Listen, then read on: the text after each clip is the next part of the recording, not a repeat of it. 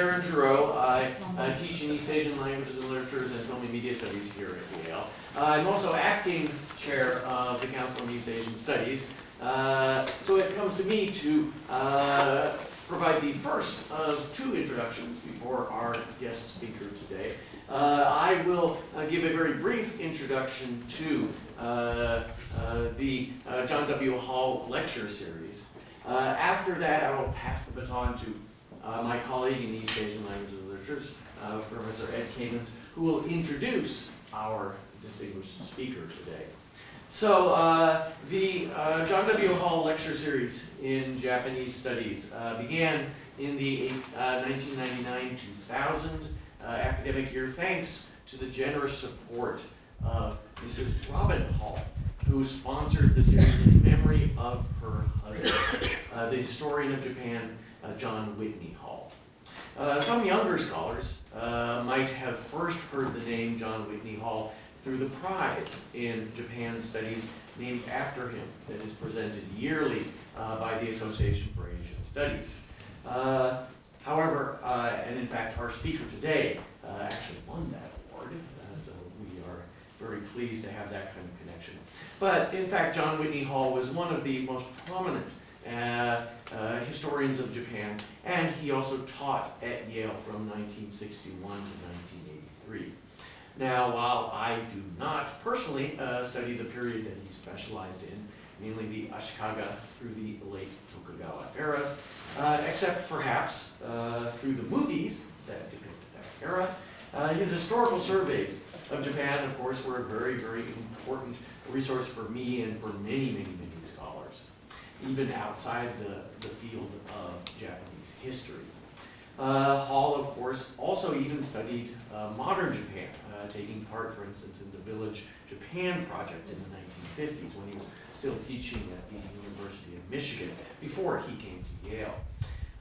He also helped propagate knowledge of Japan through not only his writing, but through his work with a range of important institutions such as the Japan-U.S. Friendship Commission, the Association for Asian Studies, and the American Council of Learned Societies, Social Science Research Council. Now, given John Whitney Hall's breadth of research topics, it is fitting that the lecture series in his name has featured prominent scholars specializing in a wide range of fields, from history to sociology, economics to anthropology, art history to religious studies, law to political science. Today, however, I believe we are having our first speaker in the series focusing on modern Japanese literature. Though continuing to expand, the breadth of the lecture series, the Council on East Asian Studies hopes it will enable young and old scholars alike to remember John Whitney Hall's work and contributions to the study of Japan and to Yale. Now I would like to pass the baton on to my colleague, Ed Kamens. Thank you, Aaron. It's truly a cliche to say, I am honored to introduce so-and-so.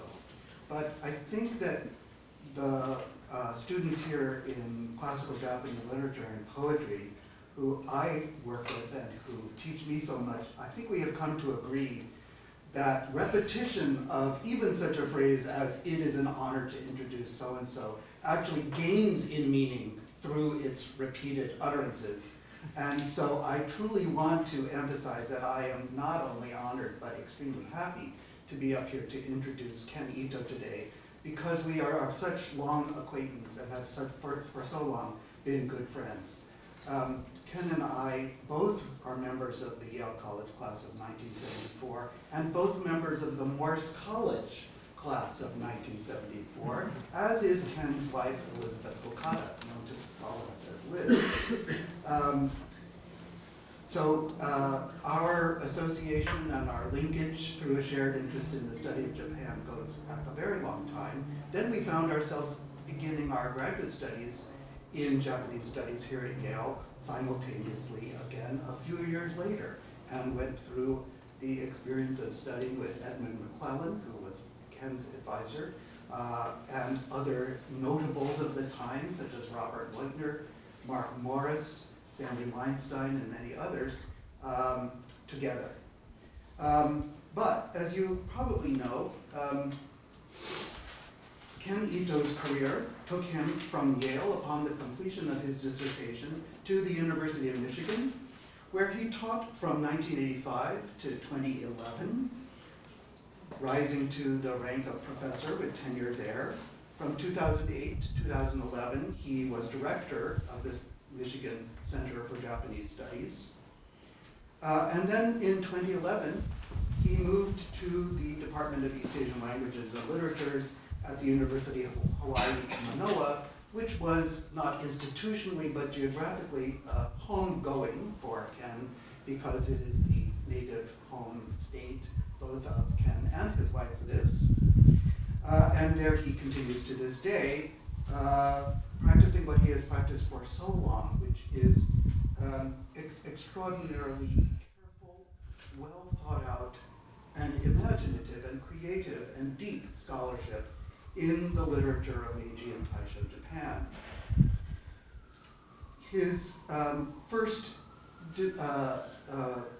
monograph was Visions of Desire, Tanizaki's Fictional Worlds, which was published by Stanford University Press in 1991. I think it remains one of just a handful, if that, of go-to works on the study of that extremely important modern Japanese writer, Tanizaki Junichiro. And his second monograph, which is the one which, as Aaron mentioned, won the John Whitney Hall Prize from the Association of Asian Studies in 2010, was published by the Stanford University Press also in 2008, and that is An Age of Melodrama, Family, Gender, and Social Hierarchy in the Turn-of-the-Century Japanese Novel.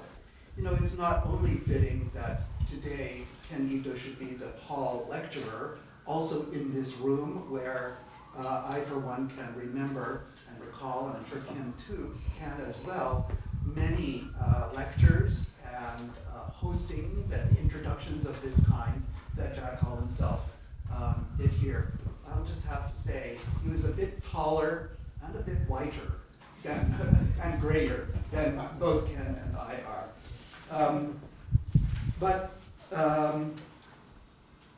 I think that today we're going to hear a sample of Ken Ito's work, which has been present in so much of his, oh, I didn't finish my thought, did I? Right. So not only is this a room where we feel the presence of Jack Hall, but of course Jack Hall was teaching Japanese history here at Yale, both during the times that we were both undergraduates and graduate students. And I think Ken's highly disciplined and skilled use of documentary sources alongside literary sources is something that we could trace to his education both as an undergraduate and graduate student with the likes of Jack Hall, Edwin McClellan, and others. Another important influence that I think we should mention also, especially in connection with Soseki, would be the mentorship that Ken received when he was working on his dissertation in Tokyo under the tutelage of Eto Jun, who was a dear friend and perhaps the most admired Japanese colleague of Ed McClellan's. But as I said, today, Ken is taking us into another area where he has long had expertise, which is an understanding of how to go about reading and appreciating the work of Natsume Soseki, but from a different angle, which has to do with secondary school education and its moral and ethical and procedural difficulties, I suspect. So I'm looking forward to learning a great deal about something that I know very little about, and I'm sure you are too. So please join me in welcoming Ken.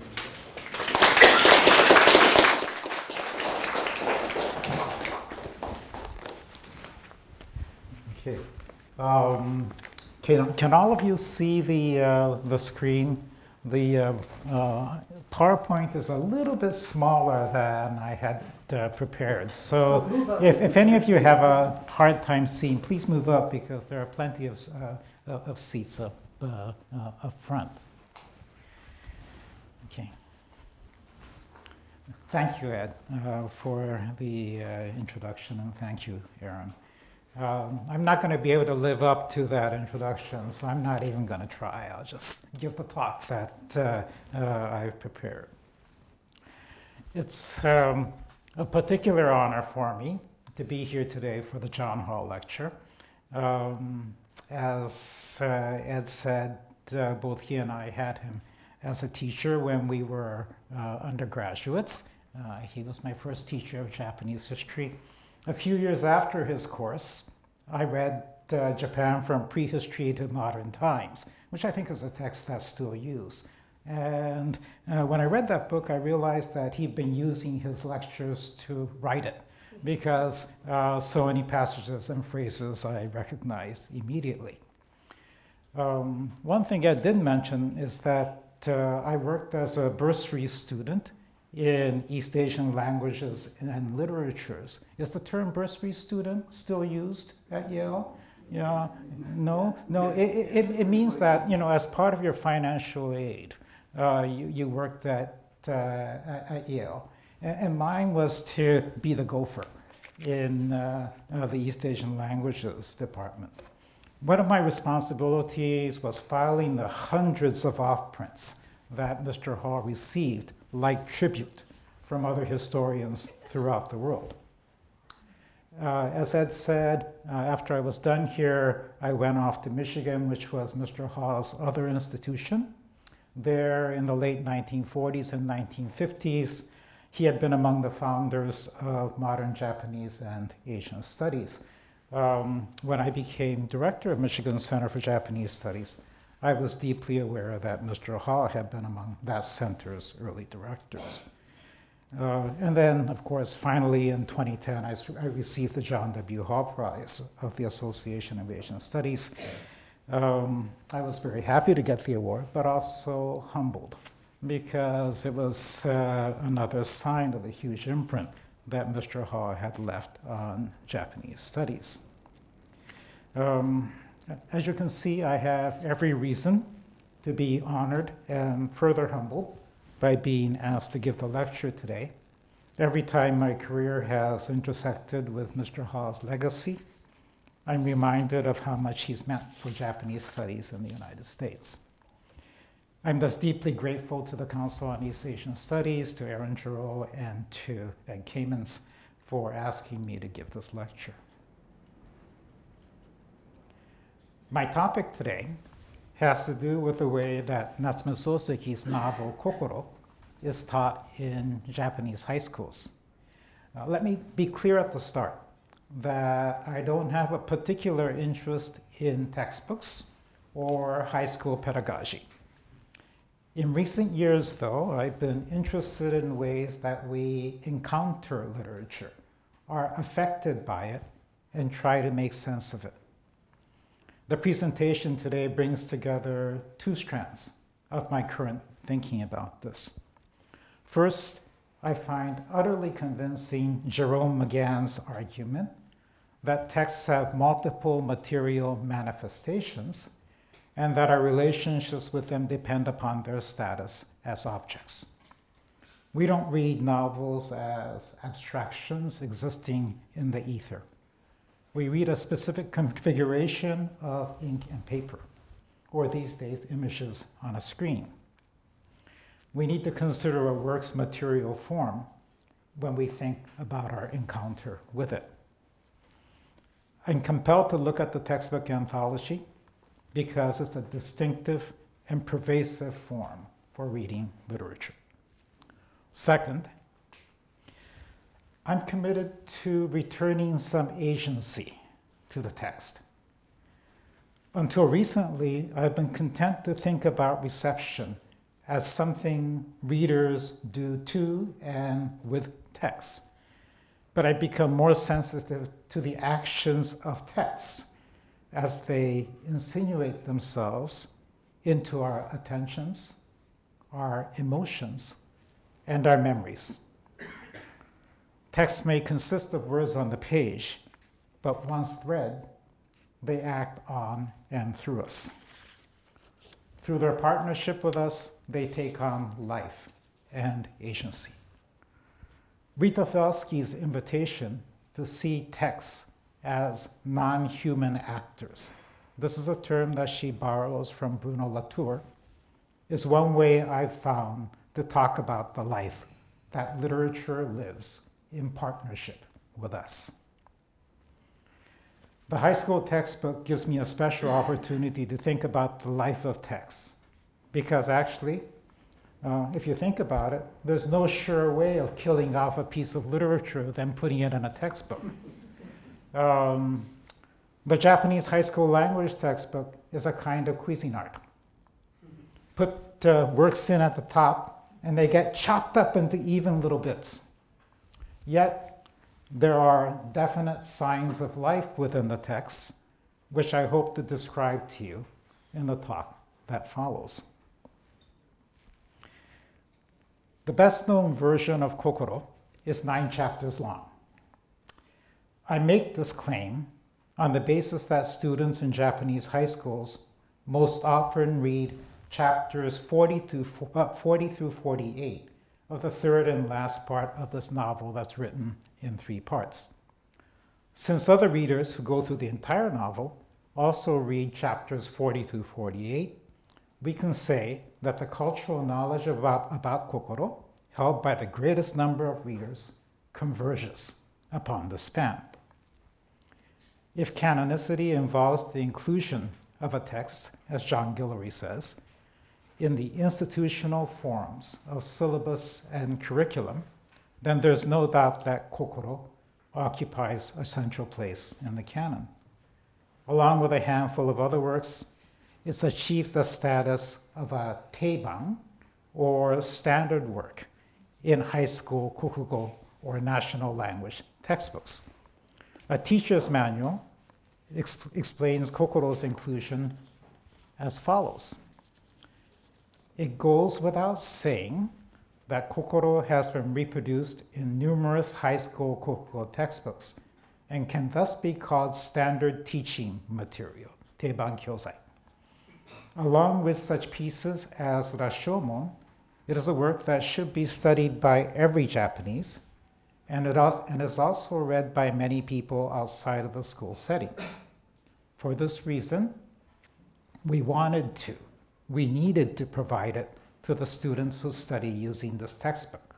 It is a work that supports a portion of what may be called national culture, this kokumin kyoyo.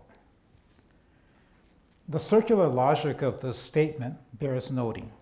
Kokoro needs to be read because it's already read by many people. It's a work of such prevalence and national importance, normatively assigned here to the cultural knowledge of every Japanese, that its absence is unthinkable. A large majority of the approximately 3,200,000 students in Japanese high schools at any one time encounter the work at some point, usually in the Gendaibun, or contemporary writing curriculum taught in the 2nd and 3rd years of high school. While Kokoro is a blockbuster outside of the classroom as well, the annual turnover of high school students and the coercion of the required assignment give the radically shortened high school version of Kokoro a particularly large and important readership. The abridgment of high school Kokoro, however, has drawn the ire of academic critics. The most vociferous has been, as some of you probably know, Komori Yoichi, who's had the following to say. As we see most symbolically in textbooks for high school kokugo courses and general education courses in college, Kokoro has been transformed into a work by cutting off Part 3, Sensei and His Testament, which is given so essential importance, and using it as material to interpret the author Soseki's thinking and morality. What is more, the research and the criticism surrounding Kokoro is run through by this bias, which can be likened to a kind of sickness. If you have remembered that what appears in textbooks is not all of Part 3, but only a small portion, Komori's anger might have been even more pronounced.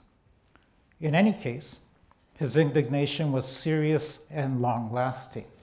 In a later roundtable, he spoke in a more personal register when he said, and I'm quoting here, "My basic approach was formed through my hatred of the lessons on Kokoro as it was taught in Kokoro class during my high school days." Spurred by his anger, Komori wrote a groundbreaking study whose enduring contribution was a narratological reading that placed the parts of the novel in dialogue with each other. This approach, which sees the novel as a text whose meaning is generated through the interaction of its parts, a text driven and riven by the internal contestation of its two narrators, has become the common sense of academic criticism. My thinking has benefited from Komori's narratological approach, but I don't necessarily agree that the privileging of the third part is a sickness. The reference to sickness assumes there's an abstract, organically whole, and healthy text shared across all readers. No such thing exists. Textual studies and book history have taught us, in the words of Jerome McGann, that reading itself can only be understood when it has assumed specific material conditions. That was quoting from McGann. This idea applies to Kokoro's profusion of material forms. The 1914 newspaper serialization in the Asahi Shimbun, surrounded by articles and advertisements and arriving in installments. The initial book publication by Iwanami in a deluxe edition whose design Soseki closely supervised. The inclusion in numerous author and modern literature zenshu anthologies, which strip away prior material features while lending the endorsement and relative permanence provided by collection. The scores of inexpensive bunkobon editions that make the work available to millions of readers, and the online Aozora version that sends the encoded text hurtling over the internet. Not to mention adaptations into plays, movies, anime, and manga. Kokoro is not a singular abstract text, but rather a constellation of historically contingent, economically motivated cultural products appearing in numerous media with distinct conditions of reception. Each iteration of Kokoro, moreover, has its own paratext, the verbal matter surrounding the text proper, prefaces, forewords, blurbs, advertisements that encourage the apprehension of certain meanings. And each is encountered in a distinct space of reception, the home, the library, the theater. High School Kokoro, abridged, anthologized, and used in the classroom, is but one form of a shape-shifting cultural phenomenon. The multiplicity of Kokoro's physical manifestations must be considered alongside the thematic range and narrative complexity of the work. Kokoro isn't a novel about any one thing. An incomplete list of its thematic concerns would have to include, among the following, moral failure and guilt, triangular desire and overwhelming self-interest, homosocial and heterosexual earnings, but also generational difference and historically located moral structures, the possibility of communication and memory, the isolation of the individual, the tension between blood and fictive families, the imbrication of the personal and the national. Any reader of Kokoro worth her salt will point out many more themes.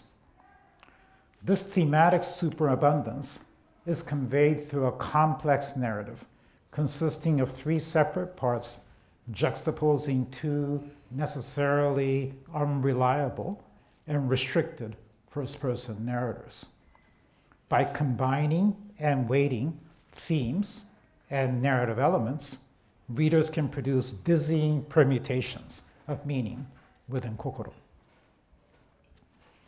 If we keep in mind these features of the novel and respond to Rita Felsky's challenge to view works not as inert matter, but rather as non-human actors, we gain a better purchase on how Kokoro has occupied its place in the cultural imaginary. The virtue of Felsky's approach is to avoid the dual limitations of either viewing Kokoro as a canonical novel, deserving of its place because of its inherent value and prior cultural prominence, as that writer of the teacher's manual did, or as a passive object, conveniently used by critics and ideologues of various stripes. With Felsky, the text is considered instead for its specific features, which allow it to form distinct connections with readers and the social world. In this sense, the text both acts and is acted upon as it achieves transtemporal movement. Drawing upon Bruno Latour, Felsky defines the actor not as an entity possessing independent agency, but rather, and I'm quoting here, anything that modifies a state of affairs by making a difference. Actors make a difference only through their relations with other phenomena as mediators and translators, linked in extended constellations of cause and effect. Felsky writes, artworks can only survive and thrive by making friends, creating allies, attracting disciples, inciting attachments, latching onto receptive hosts, if they are not to fade quickly from view. If they are not to fade quickly from view, they must persuade people to hang them on walls, watch them in movie theaters, purchase them on Amazon, dissect them in reviews, debate them with friends. Kokoro is a work that's lodged itself firmly in the culture, not only by making friends and creating disciples, but also fanning controversies, building academic careers, inspiring adaptations, and enriching publishers. Seeing it as a non-human actor may help us grasp why it is that Kokoro has built so many more relationships than any other work of modern Japanese literature. This understanding is enhanced by considering Latour's colorful listing of objects and their associated transitive verbs. Latour writes, after all, there is hardly any doubt that kettles boil water, knives cut meat, baskets hold provisions, hammers hit nails on the head, rails keep kids from falling, locks close rooms against uninvited visitors, soap takes the dirt away, schedules list class sessions, price tags help people calculating, and so on. Latour's list illustrates how non-human actors accomplish actions that are hardly possible without them, and how they do so through linking with other actors. These actions are specific. Kettles boil water, but they don't cut meat.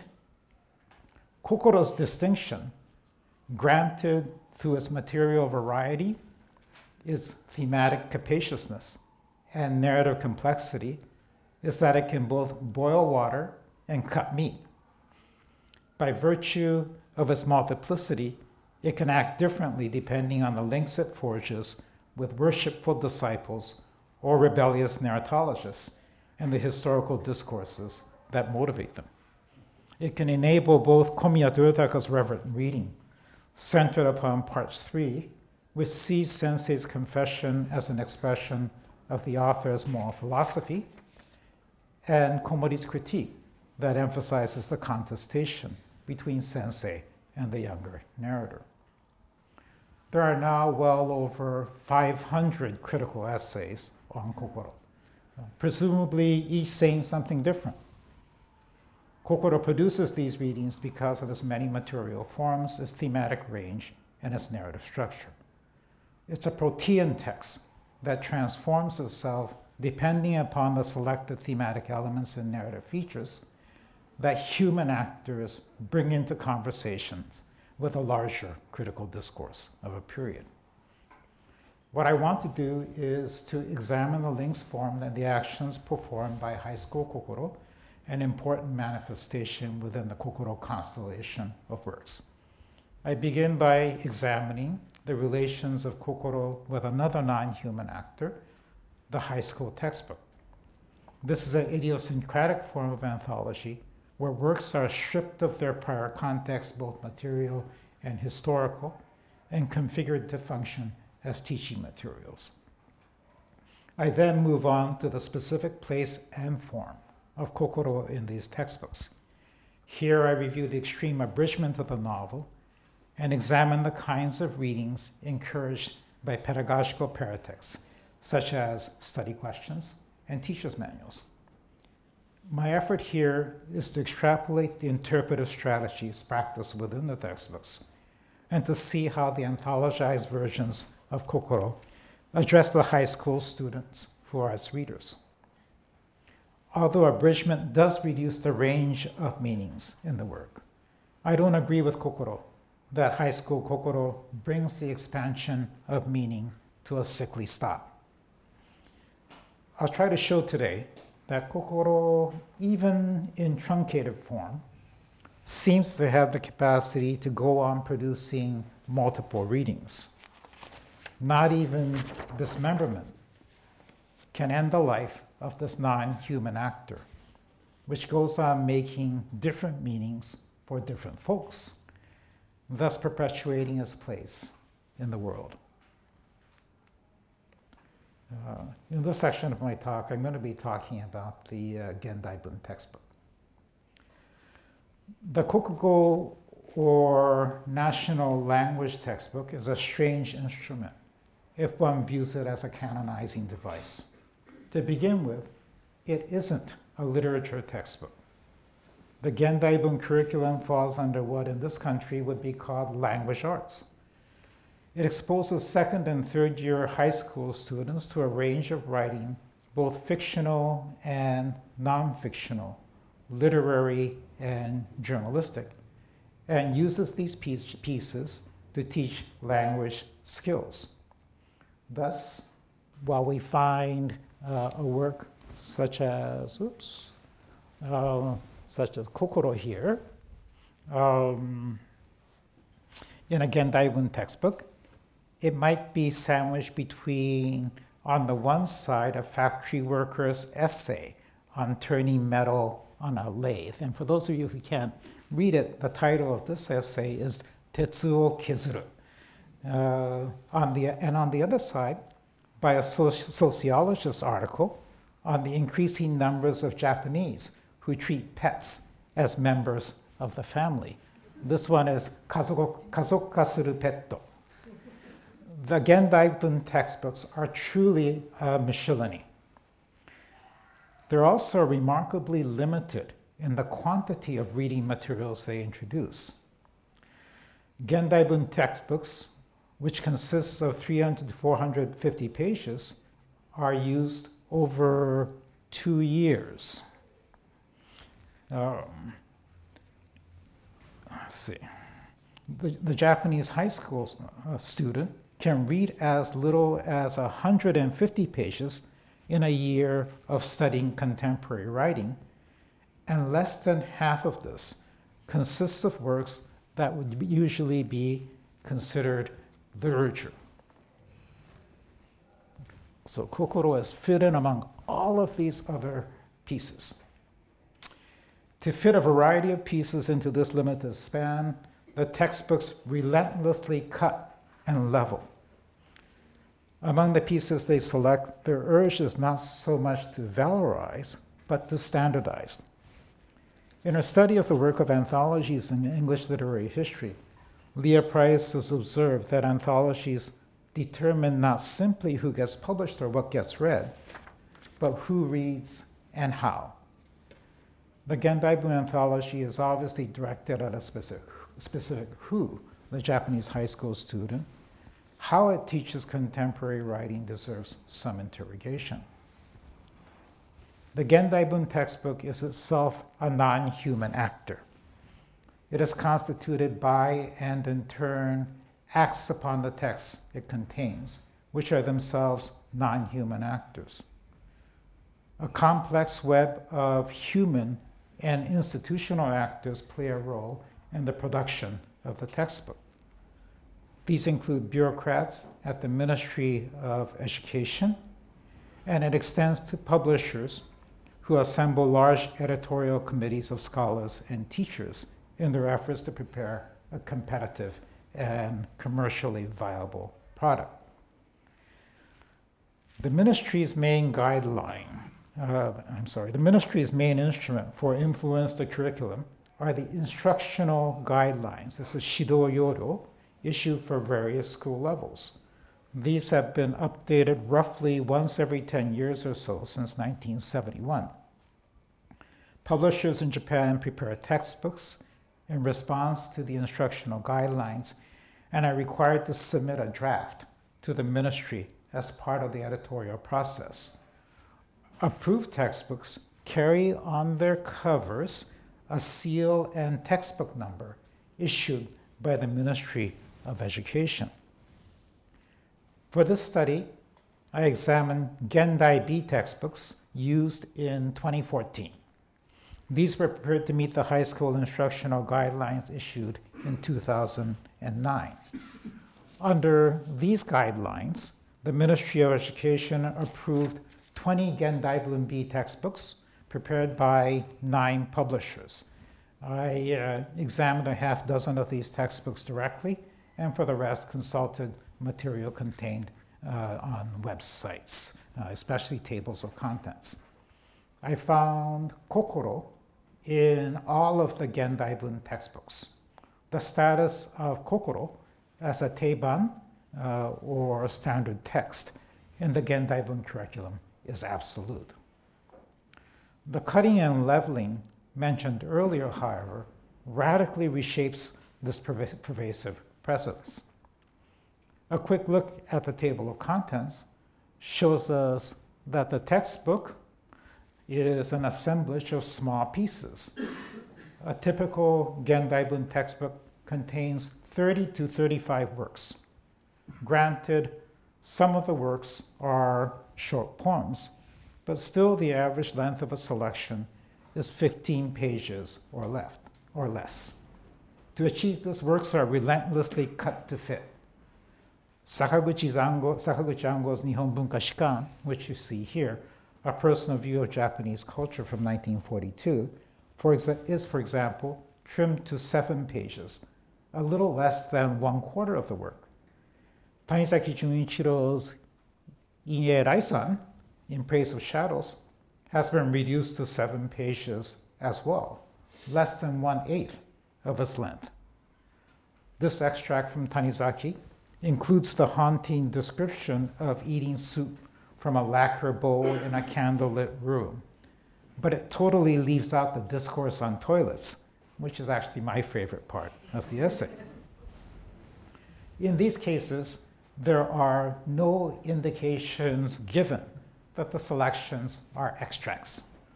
As I'll point out later, the treatment of Kokoro is different in that the abridged parts are clearly indicated, but the cuts themselves are even more severe. The selections are assembled within the textbook with a striking regularity of form. Each selection starts with a title and the name of the author. There are annotations at the bottom or side of the page, and at the end of the piece, there's a short biographical note of either 4 or 5 lines, accompanied by a tiny photo of the author, followed by study questions and usually a vocabulary lesson. The pattern is absolutely the same, whether the piece in question is Natsume Soseki's Kokoro or Kawakami Hiromi's Mizukamakiri. It's also the same for the aforementioned articles on metal lathing and pets as family. There's no indication that one author or one type of writing may outrank another in the hierarchy of cultural value. While the teacher's manual I quoted at the beginning of my talk may harp on the canonical weight of Kokoro, the layouts of the textbooks don't support this assertion.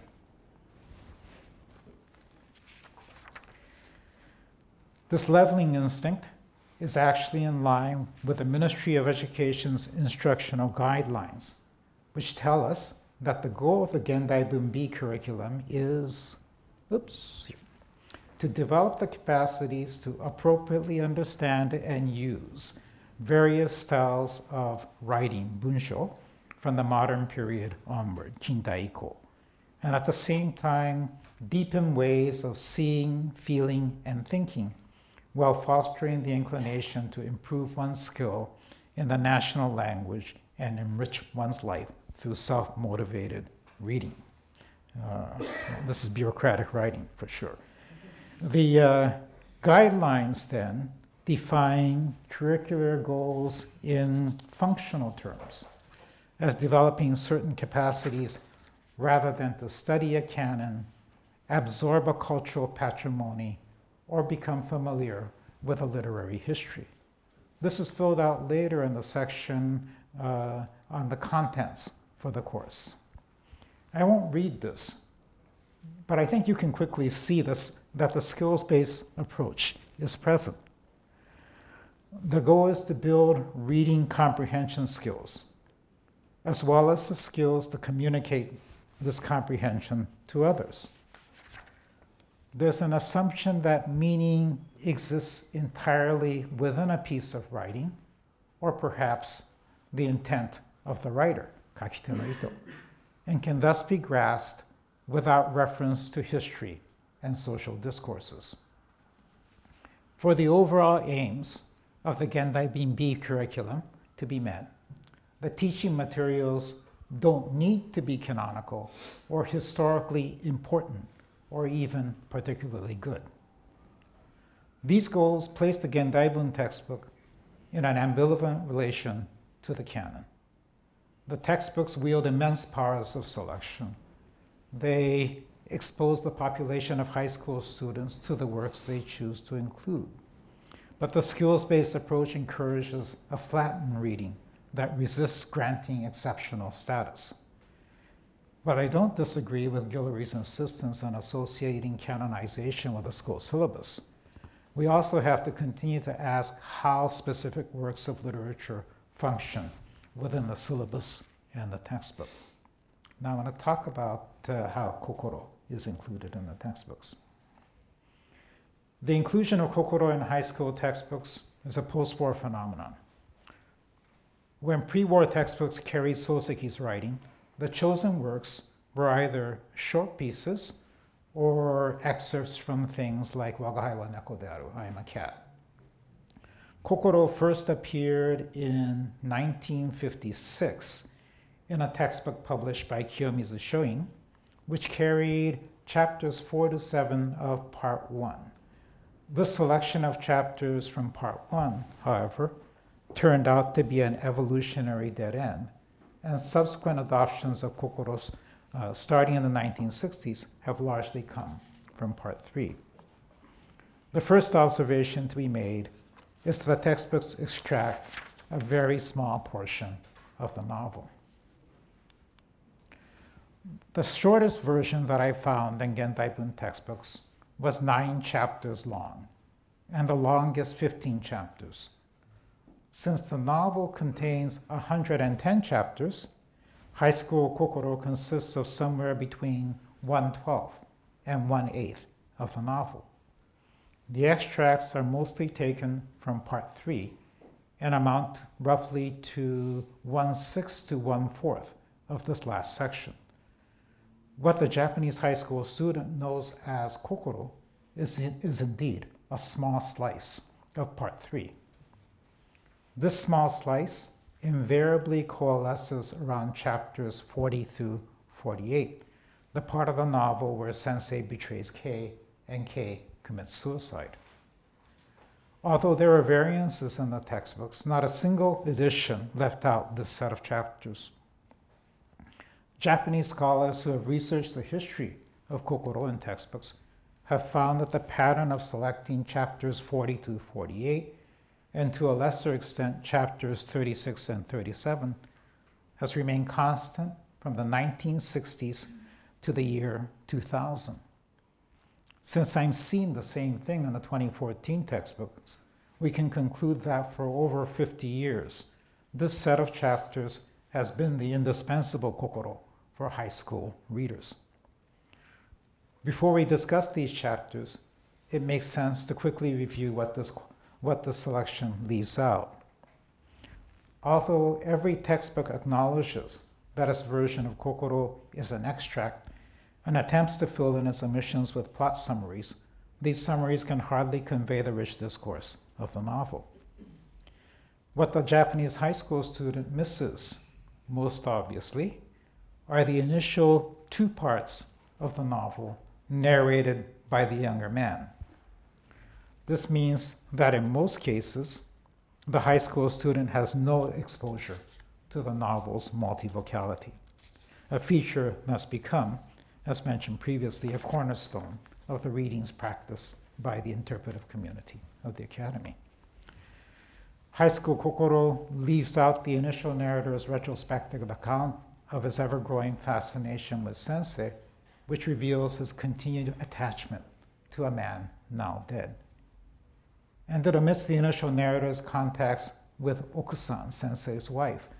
This is the richest heterosexual interaction in the novel. It leaves out as well his relations with his parents, for me the warmest and most moving part of the work. The removal of the initial narrator's father makes it impossible to follow the thematic of the loss of fathers, which the novel explores in the context of national history, that in turn is lost through the elimination of chapters 53 through 56 of part 3, which portrays Sensei's decision to live as though dead, his responses to the deaths of the emperor and General Nogi, and his final resolve to die in an act of junshi, suicide out of loyalty to the spirit of Meiji. We must also not forget the first 35 chapters of part 3. Through their removal, the textbook obscures the defining discursive characteristic of Sensei's narration, his status as a testament addressed to a singular narratee. Sensei always calls out to you, which is the younger man, our initial narratee. Removed as well is the account of Sensei's betrayal by his uncle, and a subsequent sense of superior moral rectitude paired with an inability to trust others. This mindset serves as a precondition for his relationship with Ojo-san, characterized by both youthful attraction and pathological wariness. Finally, the high school student does not receive the full impact of Sensei's complicated relationship with Kei, tinged with admiration and pity, affection and obligation, and intensified by the sheer homosocial physicality of the sojourn on the seashore in Boshu. The high school version of Kokoro leaves its readers with destructive romantic rivalry. This focus becomes clear through a quick survey of the included chapters. Chapter 36 is where Kei preempts Sensei by declaring first his love for Ojo-san, thus precipitating the uneasy combination of intimacy and antagonism described in chapter 37. Chapters 40 through 48 portray the arc of betrayal that starts with a conversation between the two men during their walk together in Ueno Park. Kei's need to learn Sensei's opinion on his own feelings for Ojo-san gives Sensei the opening to go on the attack. Sensei does this in chapter 41 by throwing back into Kei's face the declaration that anyone without spiritual aspirations is a fool. This was an assertion of superiority earlier uttered by Kei himself, a young man motivated by a spiritual and moral asceticism. He was, by saying this, putting Sensei down as somebody who didn't have spiritual aspirations. Sensei's effort to emotionally eviscerate Kei elicits from the latter the statement that he has a certain kakugo. This is an admission that can contain both resignation and resolution. Sensei, who is initially reassured that Kei will be immobilized by his own contradictions, comes to fear that Kei will instead act on his love for Ojo-san. Sensei thus decides to ask Okusan. This Okusan is Ojo-san's mother. Names in this novel can be confusing because they're given situationally in relation to the characters and also to where they occur in the narrative. Okusan refers to the senior woman, the wife of a family. Ojo-san is the daughter. So this Okusan is Ojo-san's mother. Sensei decides to ask Okusan to give him Ojo-san as a wife, an action he carries out in chapter 45. That is, he's learned about Kei's love, and he's taken the first step and taken away the woman. He's immediately bothered by his conscience, but his shame grows all the greater when he learns in chapter 47 that Okusan has already told Kei about the engagement. He vacillates on whether to speak to Kei about his shame, but he never gets the chance to do so because Kei commits suicide in chapter 48, which ends with a famous splash of blood on the sliding door. The indispensable Kokoro for high school students, then, is Sensei's story of how he turns against his friend, exploits his weakness, and secures the woman he wants at the expense of his own conscience. This is indeed a reduction of the thematic range and narrative complexity of the novel. But what's remarkable is that even a fragment of Kokoro remains a non-human actor capable of inspiring multiple readings. This is apparent when we examine paratexts such as study questions and teacher's guides, which articulate readings of the work and attempt to inspire like-minded readings in teachers and students. There are, to begin with, many paratexts that encourage a straightforward reading based on homosocial rivalry. For example, a study question in a textbook published by Sanseido asks students the following: with what sort of intentions did I utter the words, "Anyone without spiritual aspirations is a fool"? Also, can you imagine how Kei responded when he heard these words? Let's try to explain. The focus here is on the fracture of male friendship as one man reaches into the past for a tactical and emotional advantage, and another is thrust into a painful awareness of his own contradictions. This reading is furthered by the next set of questions, which I won't read. Any teacher of literature, though, will recognize the pedagogical method of lining up quotations to lead students toward a particular interpretation of a text. Here, the Sanseido textbook pairs the all too famous tropes of battle and violence with Sensei's perception of his own self-serving motives and their moral indefensibility. Reading the carefully selected progression of passages, we cannot but agree that this study question is a paratextual warning against the moral dangers of self-serving action. A similar moral reading appears in the short thematic summary contained in the teacher's manual for a textbook published by Taishukan.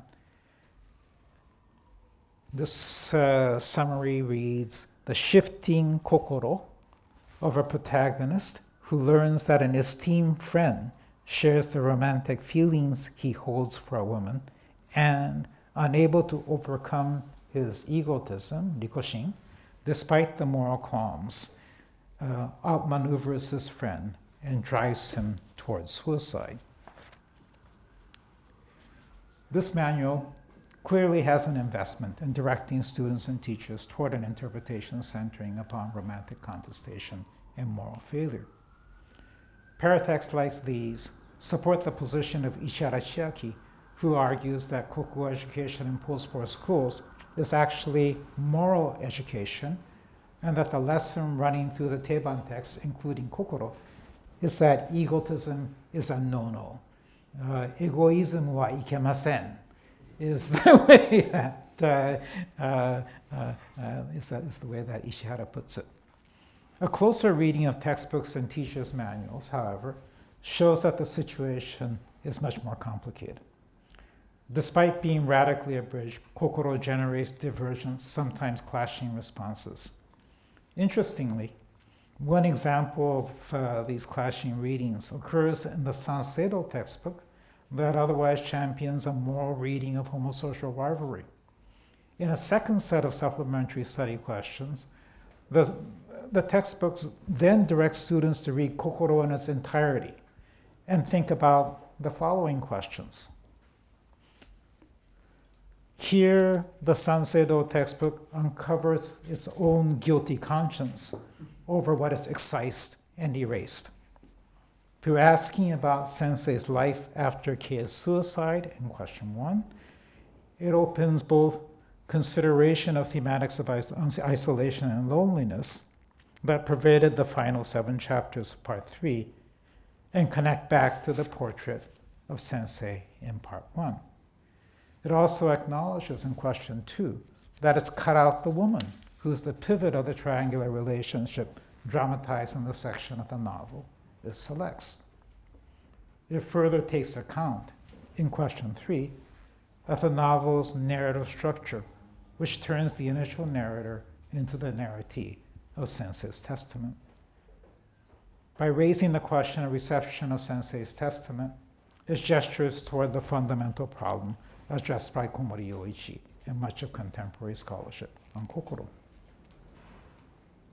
Even an anthology hewing closely to the conventional understanding of Kokoro as a work about egotism, then, suggests there are alternate ways of approaching the novel.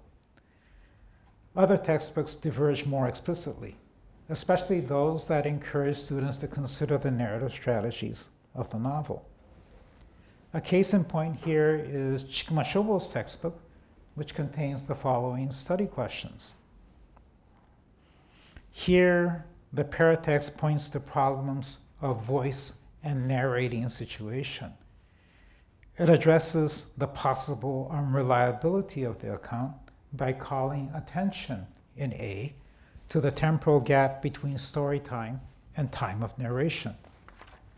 It also gestures in B toward the rhetoricity of the narrative by raising a question about its specific narratee. The multi-part question, which can be answered in many ways, forces students to think about the biases inherent in a retrospective first-person narrative, rather than accept Sensei's testament as an inaccurate account of events, or worse, a declaration of the author's ideology. The teacher's manual for this textbook reinforces this study question by insisting on the restrictive focalization of Sensei's narrative. The text takes the form of Ai's testament and is entirely carried through by his first-person narration. The interpretations it contains are all Ai's interpretations, and there is no room to admit the interpretations of others. Thus, the reader is only left to imagine the inner thoughts, this is Kokoro no Uchi, of Kei and Ojo-san, as well as Okusan, as they existed at that time. The teacher's manual goes on to suggest the perspectives erased by Sensei's preoccupation with his own moral failure. It devotes the most effort to understanding the events from Kei's point of view, focusing upon his use of the word kakugo to articulate his intent.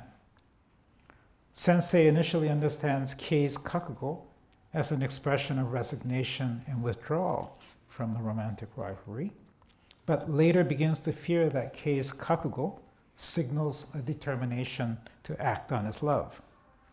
The teacher's manual points out that Kei's kakugo, in the context in which it's uttered, could also have contained a third meaning, a decision to commit suicide. In this case, Kei had already chosen suicide before Sensei's act of betrayal, and his death stems more from his torment over his own contradictions rather than his involvement in a homosocial rivalry. Accordingly, the manual raises the possibility that Sensei is the only person suffering as a result of the triangular relationship itself. Sensei's obsession with his own guilt prevents him from more fully considering Kei as a person in his own right. The reasoning presented by the Chikumashobo teacher's manual is based upon an inherent characteristic of first-person narration, the limitation of perspective. Restrictive focalization invites reading against the grain for experiences beyond the understanding of the narrator and thus hidden beneath the surface of the narrative. The manual sums up its approach by saying the following: a richer reading of this work becomes possible by relativizing I's narration. The abbreviated Kokoro of the Chikumashobo textbook is still, by virtue of its narrative discourse, first-person narration, a non-human actor inviting a multiplicity of possible readings. If a complex reading of this sort can unfold in a textbook with a more or less standard abridgment, the interpretive possibilities are expanded by a more adventurous selection of chapters. The textbook published by Kirihara Shoten contains the indispensable chapters 40 through 48. This is this one over here. But it increases the range of meaning by adding chapters 4 to 7 of Part 1 and chapters 54 through 56 of Part 3. Chapters 4 to 7 relate the initial narrator's visit to Sensei's house, where he finds Sensei absent and is redirected to Zoshigaya Cemetery. This is the cemetery where Kei is buried, in which Sensei visits every month to pay his respects. These are the chapters where we learn of Sensei's loneliness and his prediction that the initial narrator will eventually grow away from him, a prediction that's proved wrong by the narrator's declaration of continuing affection for a Sensei now dead. Chapters 54 through 56, the last three in the novel, describe Sensei's decision to commit suicide. They establish the deaths of the Meiji Emperor and General Nogi as emotional triggers and define Sensei's suicide as a junshi, or suicide in devotion to the spirit of Meiji. These chapters also complete the circular narrative structure by calling out insistently to you, the initial narrator of the novel, who is the narratee of Sensei's testament. The Kirihara textbook, through a strategic addition of chapters, lets the student understand something of the initial narrator's relationship with Sensei and its crucial place in the narrative discourse. It allows Kokoro to be read as a text in dialogue with itself. It also firmly anchors the story time and the narrating instance of Sensei's testament, reestablishing the novel's insistence on its historical location. The expansion of interpretive potentials is signaled by the study questions for this textbook. The pedagogical method of asking students to think about selected passages initially appears similar to that used in the Sanseido textbook, but the intended results are clearly different. I won't read this here. In contrast to the other set of study questions that I showed you. The quotations in the Kirihara textbook refuse to coalesce into a unified reading. The Kokoro addressed here appears more like the unsettled book we know, rather than a monological text about homosocial rivalry. The chosen passages do indeed address the thematic of homosocial rivalry and its moral consequences, questions 2 and 4. But they suggest that far more is at stake in the novel. They ask the high school student to consider issues of human isolation, question 1, to see Sensei as a complicated man with an undeniable capacity for love, question 5, and to ponder Sensei's own sense of historical positionality, question 6.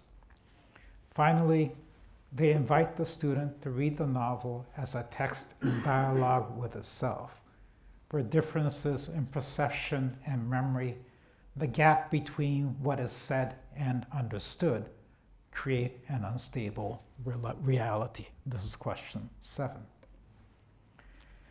The abridgments practiced in high school Kokoro then do not always result in a simple reduction to a story of moral failure.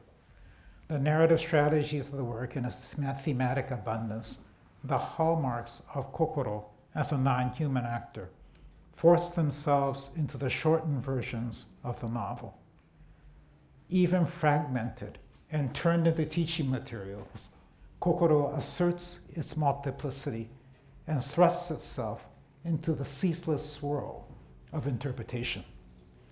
The Ministry of Education's stated goal for the Gendaibun curriculum of having students grasp the author's intent shatters before the work, which renders the textbook into yet another locus for the contestation of meaning. As we conclude, it may be fruitful to return to Komori Yoichi's anecdote about the genesis of his critical approach. Had high school Kokoro not existed to annoy Komori, would we now have the dialogical reading that we treasure? If we take Komori's assertions seriously, we can only conclude that his reading exists only because of his double interaction with the complete and the abridged versions of Kokoro. It's his anger with the abridged version that produces his interpretation of the entire novel. As a non-human actor, high school Kokoro connects with Komori to reveal a theretofore unseen part of the longer novel's semantic richness. The abridged version of Kokoro is important for more than the size of its student readership. It plays a key part in the transformative rereadings that guarantee the transtemporal movement of the work. Thank you for your attention.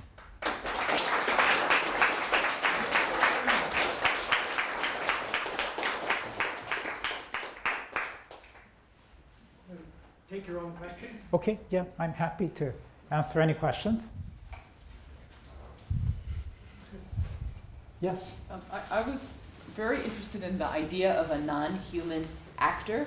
Yeah. But I wonder if maybe, I'm not sure that Kokoro can be a non-human actor because there's a human who created it. Mm-hmm.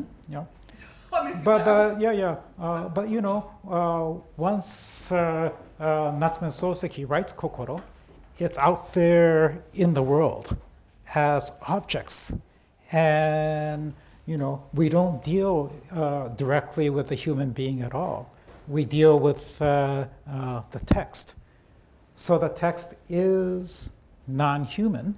What Velsky says is not that non-human actors are divorced from human beings, but they act or gain their power through relating with human beings, with human actors.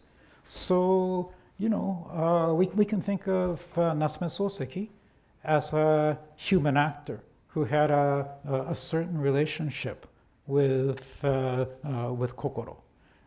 He wrote it. But, you know, in the production of Kokoro, there's a whole lot of other human actors involved. There's the newspaper publisher, his publishers at Iwanami, his editors, and so on. And there are lots of other non-human actors involved. So if you think about the initial readers of the newspaper installments, they're reading Kokoro as a non-human actor in the context of the Asahi Shimbun, which is another non-human actor. So we're looking at short little bits of novel with newspaper stories about all kinds of things, advertisements on the same page.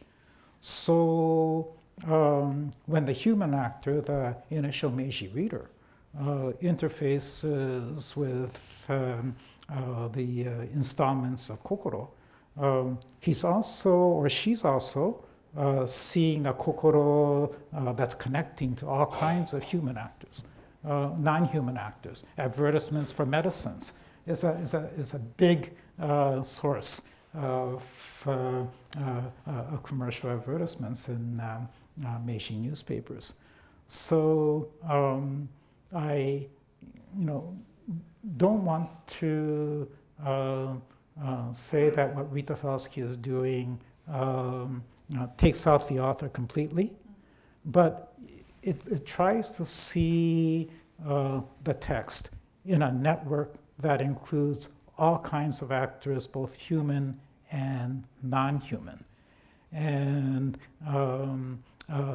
it tries to understand works of the act of interpretation and the interaction between people and things, things and things. Thank you. Yeah. Yeah, Aaron. Hi, thank you very much for the very, very interesting talk. Perhaps following a little bit on Valerie's question. Obviously, one way of responding to your talk today would be to reintroduce actors on a different level and argue that, it is the editors of the Kirihara textbook who are different actors. They have a certain kind of authorial status by pursuing a different strategy than other. Yeah. But one question I would then ask is, where then does the issue of standardization or leveling that you talked about go there? Is that something that the Kirihara textbook does with any text? Does it treat other, for instance, literary texts in perhaps a more dialogic fashion? Mm-hmm. And does that therefore undermine that very notion that textbooks standardize things? Because in some ways the Kirihara is an example of not being standardized. Mm-hmm. Yeah. Or could you make another argument which again focuses on the specificity of Kokoro as a non-human actor, mm-hmm. and argue that that itself is a special text that creates this problem that kind of undermines standardization that maybe other texts do not. Mm-hmm. I was wondering if you were thinking about these possibilities. Yeah. Well, thank you for helping me think through this. First, I absolutely agree that the editors of these school textbooks are human actors. So my point is that there's a vast number of human actors and non-human actors involved in the production of any text. So while the Kirihara actors are editors, are actors coming up with their version of abridgment, they're working vis-a-vis all kinds of non-human actors. So they're in competition with texts put out by other publishers. And these are non-human actors. They're working with the instructional guidelines issued by MEX, the Shiro Yoro, and that's a non-human actor. Yes, these are produced by people, but you know they're read as things on paper. So Felsky makes us pay attention to the vast networks that texts exist in, and that we need to access in order to fully understand what's going on in the text. Is Kokoro exemplary? Is it, am I arguing, is my argument particular? Yeah, I think you're right. My argument is particular. I'm saying that Kokoro as a non-human actor has these specific features. And first-person narration, multivocality, and so on. And so it's Kokoro as non-human actors that challenges texts and their editors to come up with different ways of understanding and reading it. If Kokoro had been a different kind of novel, told in the third person, then it wouldn't invite the kinds of questions that it does. Yeah, there is a contradiction between my argument that the textbook levels and that Kokoro somehow manages to stay alive. But maybe my response to that would be that Kokoro manages to survive and do its work despite the leveling that the textbook tries to force on it. You know, on the page, Kokoro looks no different from the article about metal lathing or pets as part of the family. But you know, it invites a different set of questions, and that's because of the kind of text that it is. There was a question back there that I ignored. So brown jacket, I'm sorry. Yes, thanks. Again, to kind of follow along these questions of further parsing the idea of agency, textual agency, Yeah. and so forth. I'm so glad that Rita Felsky is, making these ideas pop, right? Because the first time I read it, I thought, whoa, what the hell is a non-human actor? Is it possible? Well, no, this is a very timely talk because in Ed Kamen's graduate seminar, we were just talking about actor network theories. So Yeah. all Okay. Oh, good. same Yeah. wavelength- Okay. Yeah. wavelength right now. But with regards to that, I guess I have kind of a twofold question. First is that it seems to be one of the main strategies, my understanding, and perhaps you can clarify this too, is that one of the main strategy Kokoro employs to assert its agency is to kind of open up these spaces of multiple interpretations, to introduce, let's say, a space of indeterminacy that catalyzes thought, that makes us think, right? Yes, So yeah. we become the objects of its its ambiguities. Let's Okay. say, Yeah. thematic. Okay. Thank you for that restatement. Yeah. Well, so is that a feature of literature in general, though, or figurative language in a poem or in any kind of text, such that we can say textual agency is itself ambiguity or spaces of indeterminacy where meaning can't be necessarily located in the way that you could locate it in a newspaper article or some other kind of text. Okay. And to that degree, I wanted to ask these questions that you have on the board right now that seem to inspire the kind of multiplicity of understandings and readings that Pretty darn good for a high school textbook, don't you think? Really, Yeah. really interesting. Yeah. I Questions thought, that we wow. could debate at a Yale graduate seminar, and that's precisely what I wanted to ask about, Yeah. is to what degree these questions were actually debated in a way that suggests this textual agency Yeah. And since it's my perhaps erroneous assumption that high school Japanese pedagogy, the role of the teacher isn't necessarily to open up a big, round table discussion about Kokoro, but to give the students, what are the answers and so forth. And that can be said for high school education, perhaps in a broad sense, but not just in Japan, but elsewhere, obviously. So, what is the role of the teacher and the facilitator? Yeah. So you share my you're pointing to sort of the weak underbelly of what I'm doing over here, which is that I can't really get to what's going on in the classroom. I'd like to, but that's not available data to me unless I go to Japan and spend a few months at exactly the time that Kokoro is being taught in the classroom, right? And try to go from one classroom to the other. So that isn't part of the study. And I know that a lot can depend on exactly what the teacher does with this.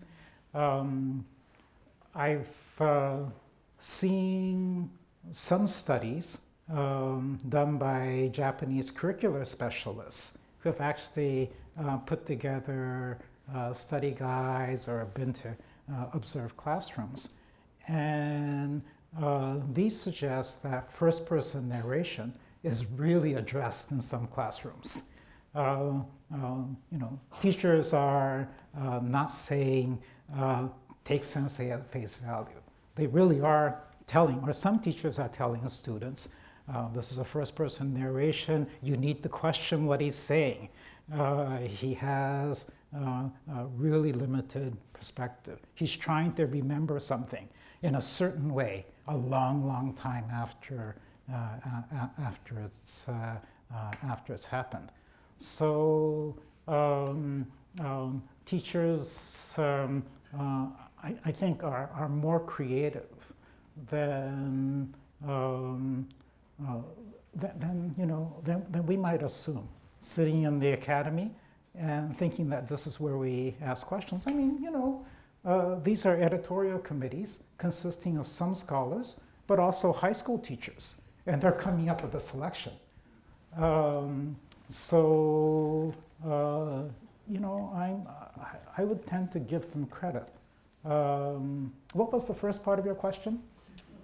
I guess it was just to sort of recap what how Texas or agency. Oh yes, yeah. That's Kokoro. And is that a feature of literature in general? I guess my answer to that is yes, it's a feature of literature in general, and that's why we love to read it, right? But some texts are more multi-significant and ambiguous than others.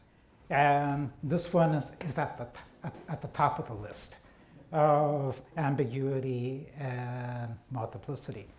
One of the things that I had in mind when I began studying this was thinking about why it was that so much critical literature existed on Kokoro. I've written a couple of things in Kokoro, and every time I try to do a literature review, what I found is, I can't do it because there's so much. There's a good possibility somebody in Japan has already said what I'm saying, but I can't spend a lifetime reading Kokoro criticism.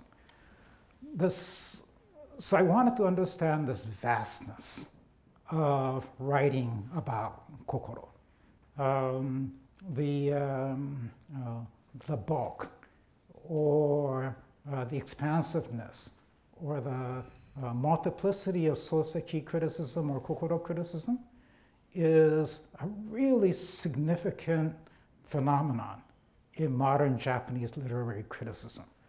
Think about 500 pieces out there on this novel. It's a kind of rite of passage for critics to write about Kokoro. So, you look at Komori Yoichi, he has maybe 5 articles on Kokoro out there. Ishihara Chiaki might have half a dozen articles. So these guys are coming back again and again to the same work and rereading it and rewriting it. This happens, I think, because of Kokoro's multiplicity, its thematic abundance, its narrative, the fact that it comes in so many forms. So that's a question that I think I've answered to my own satisfaction. You know, why is there so much written about Kokoro? You know, I think it's because it is a more ambiguous text. Is that okay? Yes. Well, Yeah. that's great. Yeah. Thank you. Yes. So you began your talk with saying sort of you are interested in how we encounter literature and how we're affected by it. Mm-hmm. And a second ago, in talking about is this a sort of characteristic of all literature, we said possibly yes, and that's why we love literature. We're dealing with a novel called Kokoro. Yes. And so I'm sort of wondering the question of how we talk about affect or how literature affects us within this framework of the non-human actor. Because so we sort of went through, right, so Komori Yoichi, right, sort of anthologization as sickness. Yeah. And John Donne has, he calls, right, translation is a dis-ease, it's a disease. Yeah. Right. And I think something that you were sort of suggesting towards the end was if we're paying attention to sort of the material manifestation of these texts, sort of these things make us feel things, Yes. right, in a way. And sort of, and then within the sort of pedagogical, right, context, Yeah. talking a little bit about egotism, right, what are we trying to get out of Kokoro? Mm-hmm. But the sort of question of within this sort of bigger framework of non-human actors, how is it that we talk about affect? How is it that we talk about our affective response to the text? And sort of how does that sort of fit into these sort of reading of what Kokoro does and does to us? Yeah, that's a great question that you know I can't really answer. Karen Littau, in a book that came out last year, has written about how we need to, on the one hand, consider the physical manifestation of the text, as I've tried to do here, but also consider our bodily response to that text. And I think this is a really serious question, but I haven't read enough about affect, and I don't fully know how to take apart affect, emotion, intellect, all of these things that we're using at once to read. So, you know, I think you're asking great questions that I can't really answer right now. Yeah. I couldn't help thinking that your conclusion that the richness of Kokoro is not lost in this anthology, because you're reading, you have so many years of thinking about Kokoro, that when you see these questions, like this whole world of scholarship, of years and years of engagement with it comes into play, so that you can conclude that the richness is not lost. But what about a high school student who is encountering this piece for the first time? You know, there might be a flatter response. Second question is, what kinds of questions are posed in the study guide for, let's say, pets as part of the family and raising wood, compared to the kind of questions? Well, you know, both are good questions. You know, well, you know, I teach undergraduates, so I know that they don't necessarily see the same things in books that I do. But I also know that it's possible to suggest a breadth of readings or a depth of reading. You know, otherwise I wouldn't teach. So one has to be optimistic. In terms of judging this text, not to lose its liveliness Mm-hmm. in an anthology. Yeah. I couldn't help thinking that it's you with all these associations Mm-hmm. that pop up with every word. Yeah. But you know, it's What also about it's also the students? questions. You know, these are great passages that somebody is pulling out of the novel to tell students, think about this, damn it, because you know this is really important.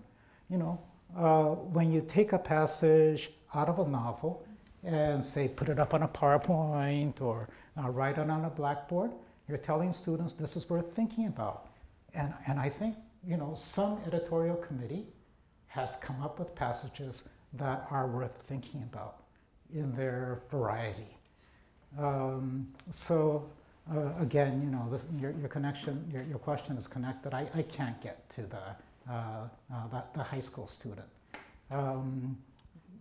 In the future, I'm hoping to look at some essays written by high school students on Kokoro. God help me.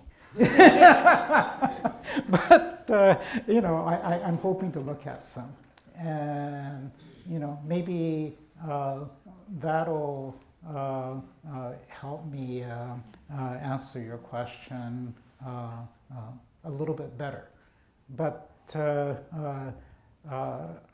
you know, as a teacher, I tend to be very optimistic about what students can understand, because otherwise, you know, you can't stand in front of a class and talk. If you become a pessimist, then you know, I don't think you can teach anything. So I'm hoping that Japanese high school students are picking up some of this, and it's not only me making things up from reading questions. Yeah. So we've been taxing you quite a Oh. lot, so maybe we just have one more question, maybe? Okay. So first, I have a little answer to the previous question because Oh, good. Middle school Japanese literature language textbook that I've been trying to learn Japanese from. And I think and it has some passages like you mentioned, like keeping or pets in the family and those kinds of topics. And the questions that I saw were very focused on reading comprehension. So what is this author trying to say, and things like that, which I think even for this work there were questions. Yeah, sure. There So are. I think so that's one little answer. But then what effect? to what effect? Well, I got the sense that those textbooks are really trying to teach the students empathy, to try to empathize with. Okay. I think maybe I can carry it a little bit. So thank you for that contribution. Okay. But yeah, now you know, you can ask the question, but let me fill in a little bit over here because you've just mentioned that. You know, you do see in questions, and this might answer your question about metal lathing and so on, is that there are lots of questions that are comprehension questions. Can a student summarize what's been what they've read? And the aim of these kind of quick comprehension questions is to prepare students for college entrance exams, which is a big goal of high school textbooks. And like our SATs, Japanese college entrance tests asks people to read a passage and have a clear enough understanding, having read the passage once, to be able to answer comprehension questions. So with other readings, you do get lots of questions about a student's understanding. But the Kokoro ones, you know, yes, they're after understanding, but the good ones don't seem to get a singular, don't seem to go after a singular meaning. So if a student is asked, you know, a new gakuchiken question, a college entrance exam question about Kokoro, you know, God help them. You know, because this would be really difficult to answer yes or no on a multiple choice test. In this case, in this way too, I think Kokoro is exceptional. Yeah. So your question, sorry. My question was actually going to be, so do you think that the fact that this exceptional work is put right next to a work that is not exceptional is part of the reason why so many people write about it now and it's considered exceptional? That's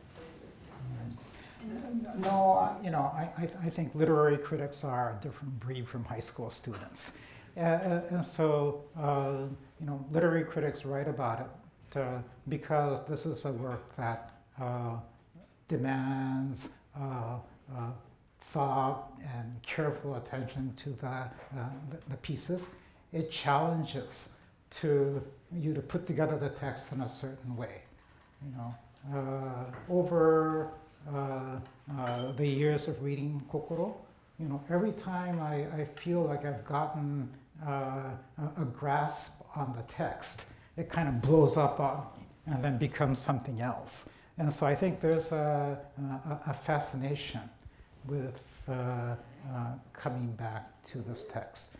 Perhaps one thing that might helpful in, you know, both your questions is that literary works are actually only about 1/3 of the selections in a Gendai-bun textbook. You know, you saw this on the table of contents.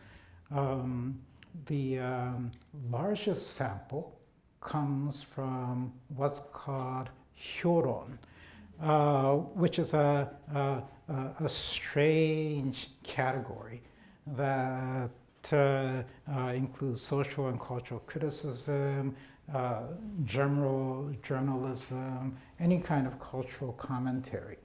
And the reason that there's so much of this hyoron category is that that's precisely the kind of writing where it's easy to summarize arguments. You know, these are the main points that the writer is making, thus preparing the students for college entrance exams. Professor, can